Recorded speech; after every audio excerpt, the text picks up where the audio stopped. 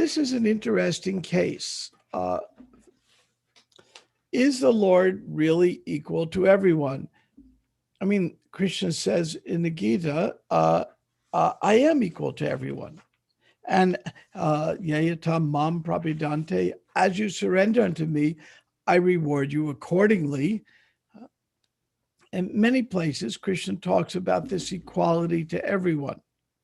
Now, sometimes there's a war. And in the war, there are two sides fighting. The well-known example is in World War I. Now, World War I was a particularly nasty war.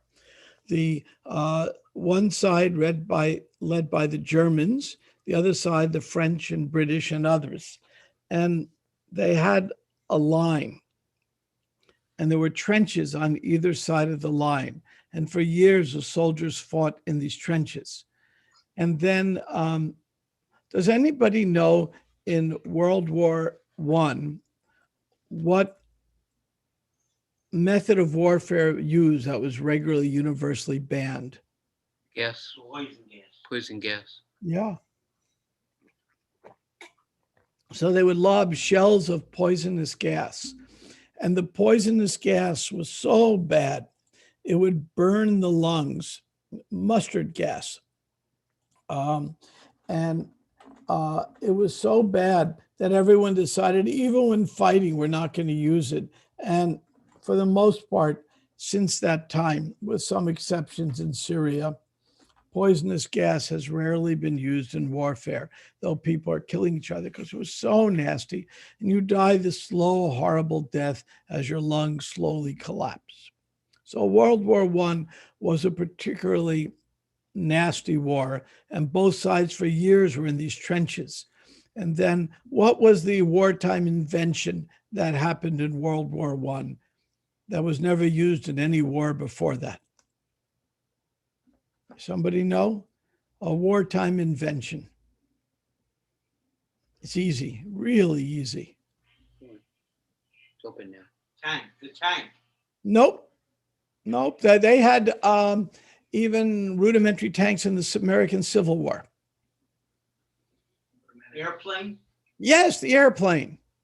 Because the Wright brothers had gotten beyond their bicycle shop and made an airplane. And you had the first airplanes used in warfare where they would bomb each other and shoot each other. When they first started shooting, when they first mounted the gun for the pilot to shoot, they ran into a problem. And that was the gun shot the propeller off. That really happened. So then they had to invent a gun that shoots the bullets between the propeller turns. And they did that, but it was a very nasty war. Now, in that war, the histories of the war talk about a phenomenon that happened.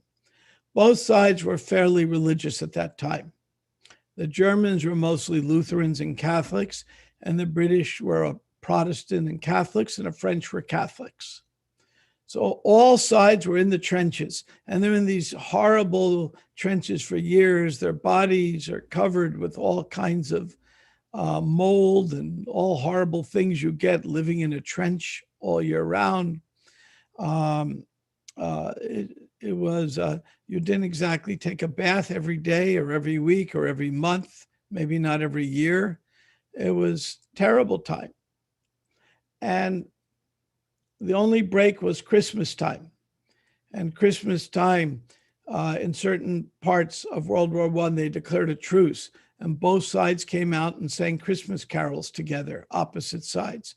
Kind of like what happened in the Battle of Kurukshetra.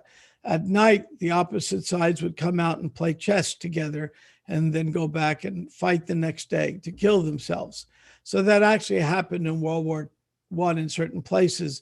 Christmas, they started singing one side, the other. They hung up white flags of truce. They came out and they actually had some sang Christmas carols together.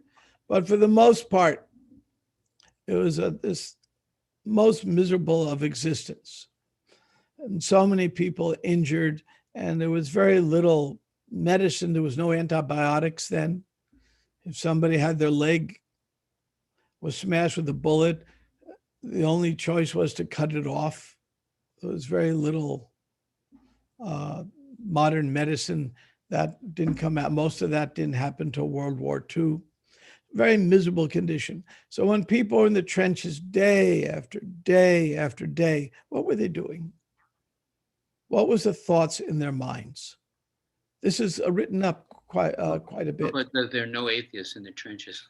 Yes, there were no atheists. Each side was praying, my dear Lord, please let us be victorious. Now, only one side could be victorious because there was a winner and a loser. As you all know, it went on for years. Then America entered the war.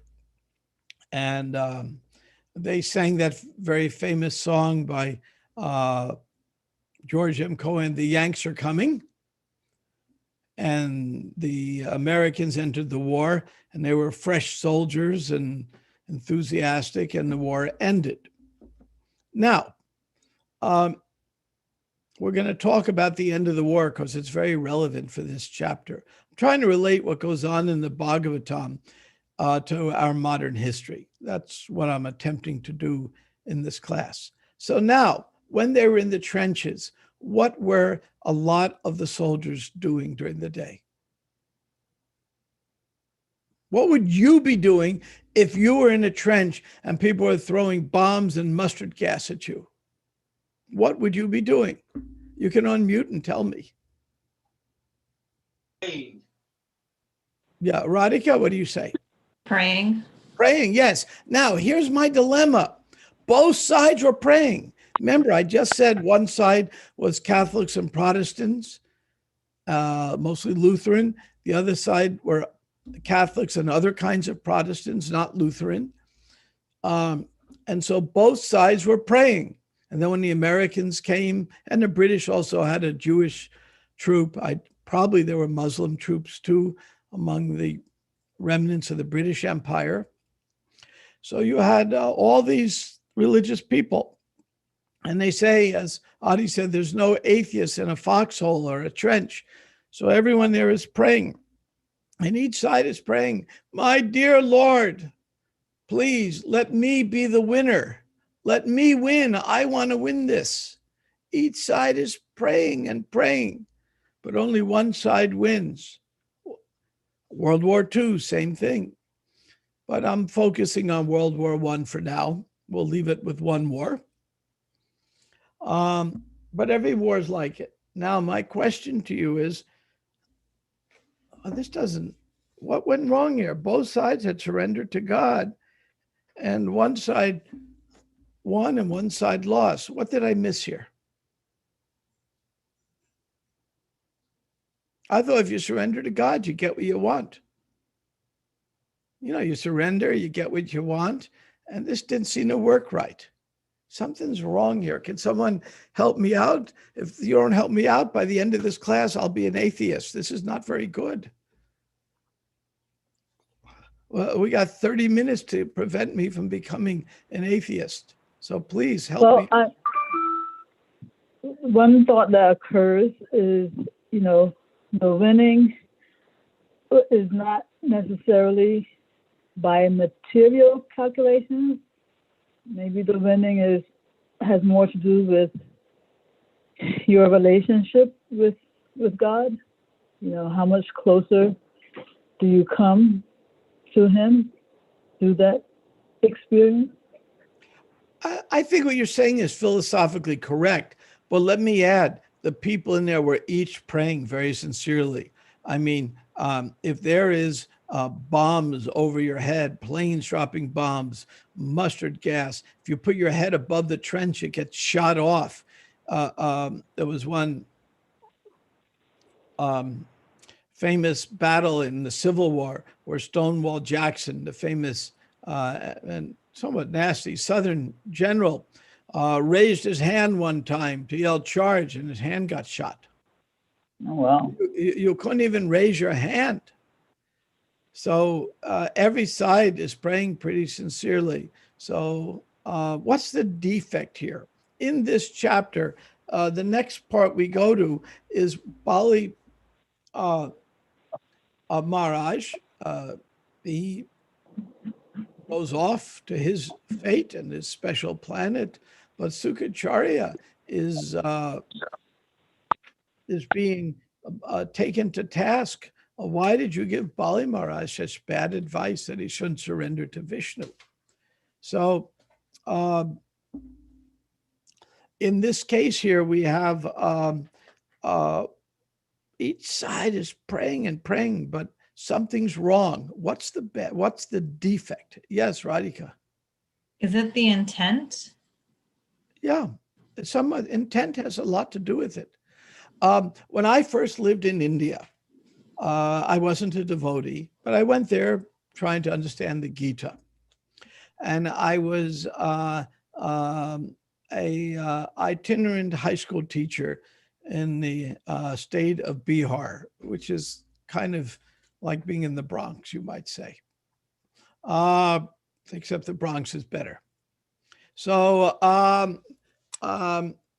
and I would visit wherever I was. I'd go to the religious institutions. So what would it be? It would be a Hindu temple. There were a lot of Christians where I was, or even mosques. So I'd go to all of them. And I would ask in my faltering Hindi, why are you here? For what reason have you come? And what was the most common reason I was given? What do you think? What reason did people give me? Why were you there? It was always the same reason. We're asking for their desire to be fulfilled. Yeah, they wanted something material, money, dowry, my enemy be killed, my kids pass his exam, the fellow who's, when the high school I was assigned to, a very rural, primitive school, it was a boys' school, and the urinal was just like some rocks with a little piece of canvas in front of it. So during the exam, people could leave to pass water. And while they were out there passing water, the relatives would come up and they would ask them, and the relatives would try to give them answers to their questions. They had all kinds of books with them. It was blatant cheating going on right in front of everybody. But if somebody would challenge the proctor, they'd beat the proctor up. So it was that kind of weird situation. But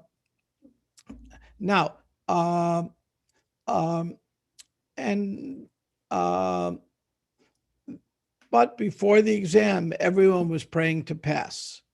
And then during the exam, almost everyone was cheating.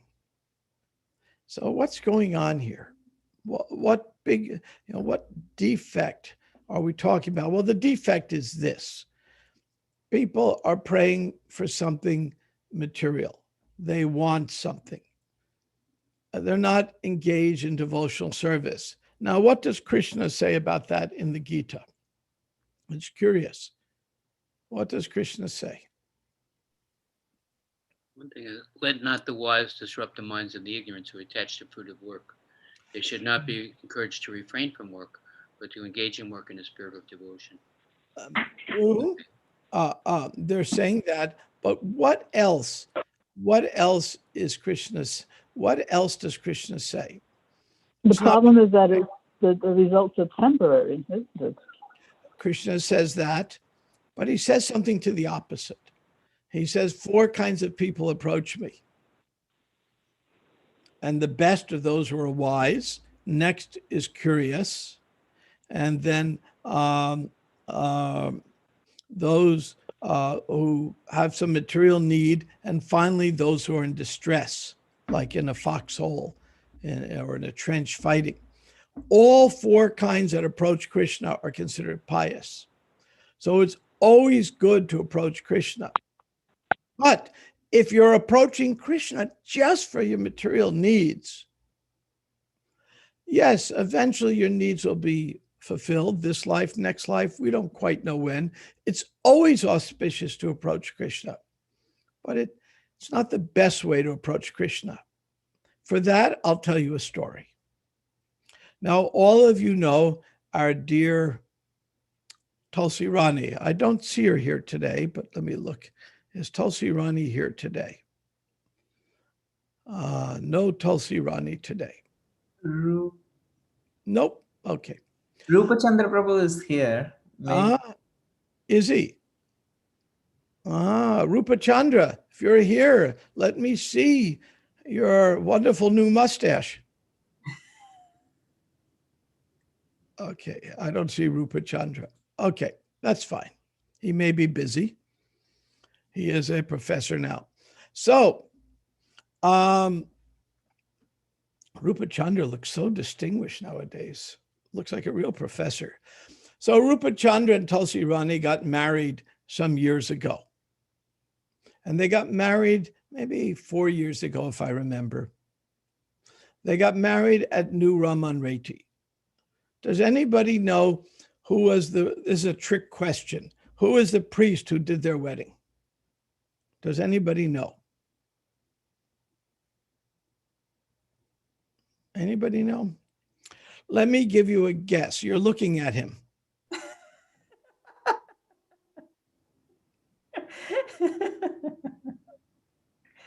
Okay, now that's a hint.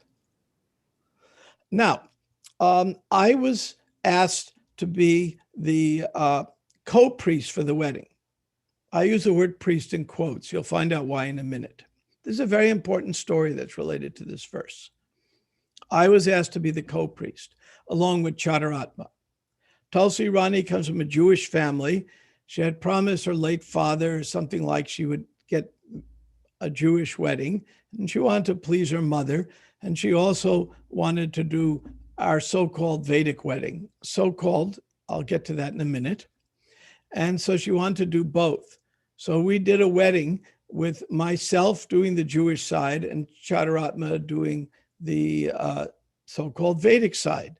Here's a picture at New Raman Reti of me doing the wedding in my rabbinical outfit.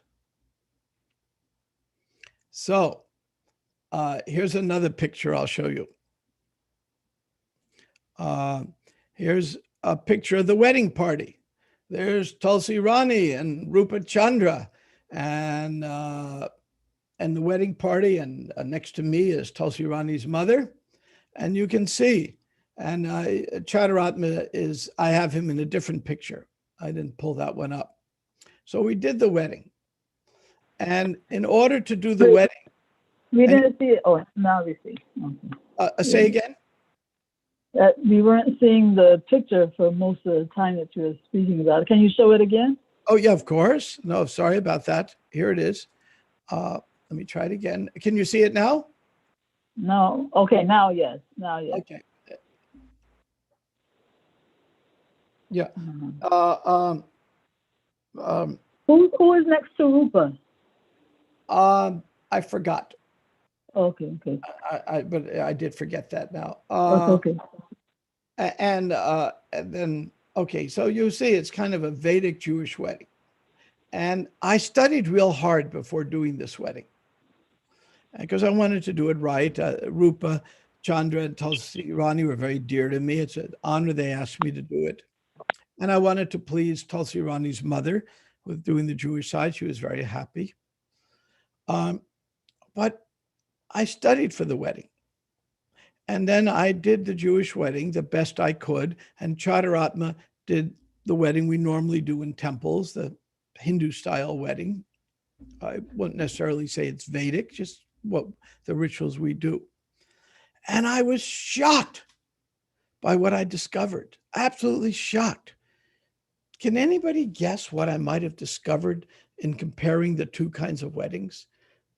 Each of them had 7 steps in it, but they were night and day, opposite. What did I discover? Anybody guess? what I discovered is in the so-called Vedic wedding, everything, the 7 blessings were all, what can God do for me? God, what can you do for me? God, do something for me. We want to be blessed with so many children and a nice house, and I want this blessing, that blessing. All these blessings were there. And then on the Jewish side, it was the opposite. God, what can I do for you? The 7 things I can do for God now that I'm married. I can have children that are God conscious. I can do this. And then right when the wedding was over, the minute it was over, I had to run to the airport. I couldn't even stay for the prasadam because I had to take a flight to New York for a Bhakti Center board meeting. So then I immediately race to the airport and I fly into New York and I get to the temple. And when I get to the temple, I run into Radhanath Swami. And he said, Brahma, he had already heard what I had done. I heard you were the rabbi at my disciple's wedding. I said, yes, Maharaj. And I said, Maharaj, I'm bewildered. I'm very bewildered. I said, I studied very hard to get this wedding right. And the Jewish side, I actually liked. And the so-called Vedic side, I didn't like at all. One side was asking, what can I do for God? And the other side was asking, what can God do for me? It was like, paraphrasing that famous line by John F. Kennedy, ask not what your country can do for you, ask what you can do for your country. That very famous line from his inauguration speech. I mean, everyone in America knows that line, if you were alive then or not. And this wedding, the Hindu side was, ask God, what can you do for me? And the Jewish side asked, what can I do for you? And I said, I got bewildered because me being brought up Jewish, most of it was, in fact, karma kanda. So then Maharaj gave me words of wisdom. Would you like to hear the words of wisdom? Here were his words of wisdom when I said that. He said, yes, the weddings we do are karma kanda. Now, what does karma kanda mean? Can someone help me? Can anybody tell me what karma kanda is? It's when you follow Vedic rituals for the sake of getting some material enjoyment. Well put. Well put. He said, yes, the weddings we do are karma kanda. And this is karma kanda rituals. And he said, in this case, though the Jewish side does tons of karma kanda, in this case, the ceremony was a little better than that. It was very informative to me. So this takes us back to the trenches of World War I. Everyone is praying in the mood of karma kanda. What can you do for me? What can you do for me? Please save me. That's good. Krishna says, better you approach. It's the 4th class way to do it. 1st class way is out of wisdom. But all of those who approach Krishna are considered pious. So better they pray. But these people have their karma and their karma kanda. And therefore, somebody is praying for victory and they get it, and somebody is praying for victory and they lose. And typically, they're not very wise. They're praying for the wrong reasons, and the danger is they'll become atheists. But if you're praying to the Supreme Lord for devotional service, you're praying, oh, Krishna, what can I do for you? There never can be a loss in that endeavor. You win or lose, you always win. Because you come closer to me. Prabhupada gives the example, like it's raining. And when it rains on the rocks, the rain doesn't do much good. When it rains on the vegetables, they grow very well. So Krishna is always giving his mercy to all of us. It's always there, but then some of us take it and some of us don't. And the way we take it, the way we actually take it is to not be in the mood of karma kanda, but it's the mood of devotion. So now we jump ahead towards the end of the chapter. And I'm jumping ahead.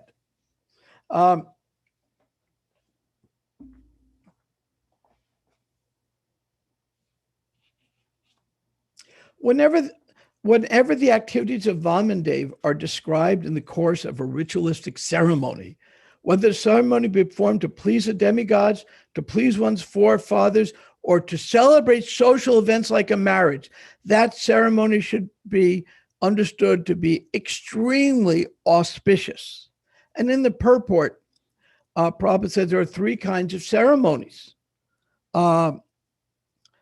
Specifically, ceremonies to please the Supreme Personality of Godhead or the demigods. And sometimes they're performed for social celebrations like marriages and birthdays.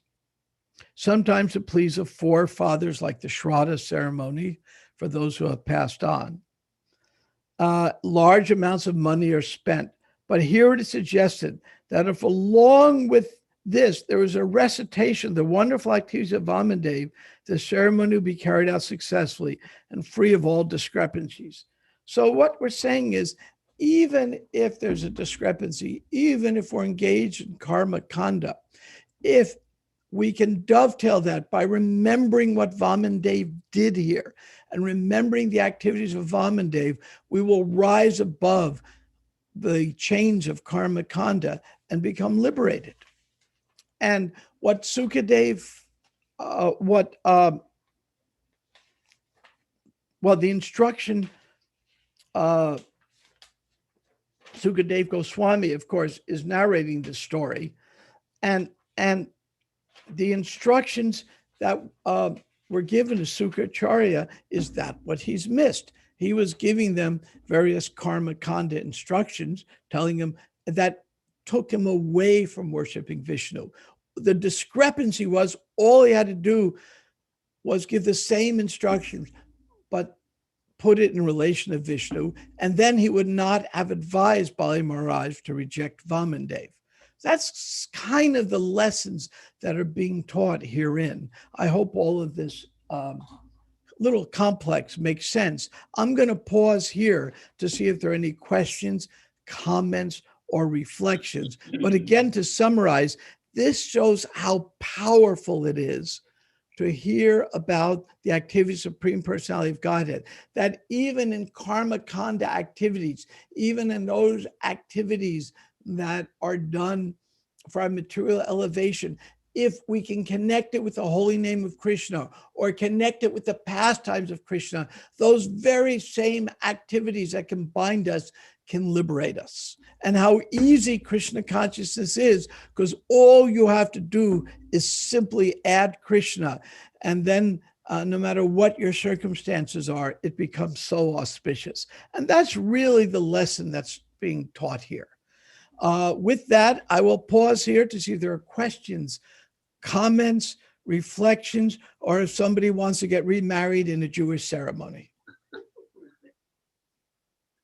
Prabhu, we try to remember that the Bhagavatam is about glorifying the Lord. And so although you already have, just to be specific, we say, how wonderful is Krishna? How wonderful is Krishna? That even if we don't approach him in the perfect way, he takes us from the position we're in and brings us forward to the point where we can actually have our real nature as loving beings, as unselfish and completely pure and devotional. So Krishna is so wonderful. We want to get that as the bottom line, that somehow or other, from wherever else, whatever other information is there, we want to directly and specifically remember Krishna is so wonderful that he's working in everyone's life, and it says, don't doubt that the Lord won't complete the good work he's begun in you. Well said. Very well said. Glory to Prabhupada. We're just repeating Prabhupada. Thank you. Thank you.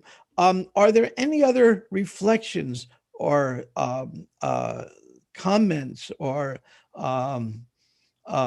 criticisms? Hare Krishna Prabhu. Yes. Thank you very much for the class. I had a question in reference to when we were talking about karma kanda. I've heard modern religions being compared to that, but at the same time, modern religions aren't necessarily, have sort of broken away from are breakaways from the Vedic tradition. if I've understood that correctly. So are we kind of like being nice, calling it karma kanda? You know, are modern religions really kind of far off from that, but it's the closest kind of comparison that we have? Well, you asked a very good question. Um, um, that's can't give a simple answer, but I'll see what I can do. I thought about this a lot growing up. I studied comparative religion. I spent my teenage years basically in the forest trying to understanding what death is and exploring religions. I had an unusual childhood that way. And then when I met Prabhupada, I asked him these same questions that you're asking. And because I really wanted to know that answer. And every religion, or almost every religion, maybe there's some weird things out there. I mean, I don't think QAnon takes us closer to anything positive, but some people They might say differently. they certainly would. And but these things exist out there. And so people can just make up nonsense. That's allowed. But all the religious traditions have a certain commonality. When Anuttama does his interreligious programs, we see great realizations. One of fellows I know very well is a Jesuit priest, Francis Clooney, as the highest ranking chair at Harvard Divinity. And he studies the South Indian Vaishnav tradition. And basically, he's a devotee in the guise of a monk, Christian monk, very devotional, so every religion I've come across has the spiritual truths in it. And every religion has those who can abuse the spiritual truth, and every religion has fanatics in it. Now, Prabhupada said, religion without philosophy is sentiment, or, in worse, fanaticism. So I find fanatics among Hindus, quite a few nowadays with the Hindutva movement. We find fanatics among Hare Krishnas, and we find fanatics among the Jewish groups in just nearby the Bhakti Center in Brooklyn. They just had a funeral for one of their grand rabbis died, and thousands were elbow to elbow packed together without masks to celebrate in the middle of a pandemic. That's really stupid. I mean, everyone should know better. When I was in Israel a few years back, they had such a terrible incident. Even the right-wing government had to condemn it. A Orthodox Jewish girl was walking through an ultra-Orthodox Jewish neighborhood. And because she was going to school, and girls should learn at home, they shouldn't go to school, the ultra-Orthodox said. The ultra-Orthodox were throwing stones at a 10-year-old ultra-Orthodox girl who was in a school uniform walking through their neighborhood. Horrible. So that is called religion without philosophy. So that's condemnable. Philosophy without religion, Prabhupada said, is the opposite. It's just speculation. It's useless. Oh, you just talk philosophy, but don't do anything. You don't practice anything. You just talk it. So every religion has some truth in it. Every religion I've examined has some mode of goodness, truth in it. And every religion has practitioners who are in a mode of passion. They really want something. Oh, what can I get out of it? I want to get something from it. What's my reward? That's religion, a mode of passion. And every religion has religion in a mode of ignorance, which the baser tendencies come up, fanaticism. Every religion has their jihadists, mean, Jews have their jihadists, Christians have it, Muslims. If we go back to, let's say, the time of the Inquisition, the time of Columbus, let's say, who were the civilized people in Spain then? Just before the time of Columbus, it was the Muslims. They had all the great universities. They had they had Jewish scholars, Christian scholars. They treated them all equally, gave them all great facility. They preserved the great works of antiquity from the Greeks. It was a wonderful system. And then the Christians took over Spain and did the Inquisition, in which no matter what if you admitted that you were a heathen, you were killed. And if you didn't admit you were a heathen, you were a liar, so you were killed. Called lose-lose. It was horrible, the Inquisition. And the Christians were the fanatics and the Muslims were the good guys. Nowadays, we have this image of the Muslims being the fanatics, so not all are, just some are, and the Christians being the good guys, so they can be quite fanatic. And I've met extremely fanatical Hare Krishnas. I mean, there's always, Prabhupada talked about this fanaticism everywhere. So every religion has some truth, and every religion has those who are in goodness, passion, and extreme ignorance. So what attracted me to Prabhupada is he was in pure goodness. I could see that being with him. And Prabhupada told me just associate with those who are similarly like-minded. So in my personal life, I try to associate with those who are really in goodness. And sometimes these people are Hare Krishna, sometimes they might not be.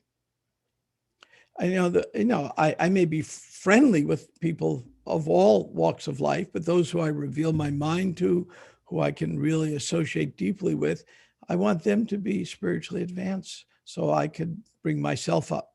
Does that answer your question, Daniel? Yes, Prabhu. Thank you very much. Good question. I could go on and on for a whole day seminar on that one. So I just gave you the shortest brief answer. We have time maybe for one more. There's Radha Murali Darsh. Let's offer all respects.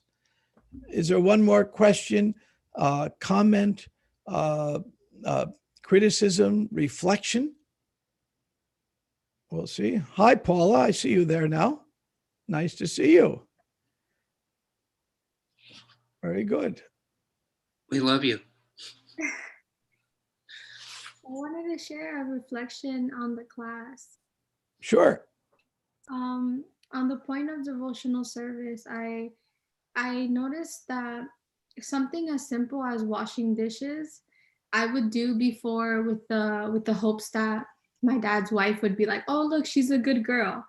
But once I changed the direction of my actions to Krishna, I'm doing this for you, it just brings you can see a shift in your consciousness personally, because I feel like I'm not doing it for recognition. I'm actually doing it to serve Krishna. And I think that it satisfies him because it's like, okay, another soul is trying to please me and it's exactly what he wants. So I feel like just having that mindset of devotional service is a real game changer. That's a very, very deep realization that if we do things in relation to Krishna, everything changes. Prabhupada gave this simple example repeatedly, and it was this. A bunch of zeros are zeros. You put a 1 in front of it, it has value. Put 1 in front of behind 6 zeros, it's a million value, which in rupees isn't very much, but in dollars, that can go a long way. So the zeros need the 1.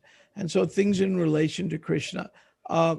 When I was first with the devotees and I was engaged to be married, and Prabhupada I was thinking, oh my, I have to give up all my plans. And Prabhupada said, no, why are you thinking like that? You just have to add Krishna. When you add Krishna, everything becomes purified. And we start rising above karma kanda. And even karma kanda if I'm thinking, oh, Krishna will fulfill my desires, it's not the highest good, but at least it's a step in the right direction. And if we continue, we'll eventually rise above that. But the danger of that is when you approach Krishna to fill your desires, you don't get filled. You're not very advanced. You're not very philosophically strong. And then the first time Krishna doesn't fulfill your desire, you say, oh, there is no Krishna. It's not very advanced, very immature. But you have to be immature before you can be mature. So I don't condemn someone for that, but I say it may be even necessary, but not nearly sufficient. With that, we'll stop here. Thank you all very much. I hope those of you who are in New York, I hope that you can keep very warm today because it's a little difficult there. I won't even talk about the temperature where I am. I won't rub in that it's 50 degrees and getting warmer. I won't even mention that. I just wouldn't do that. But anyway, thank you very much. Hare Krishna.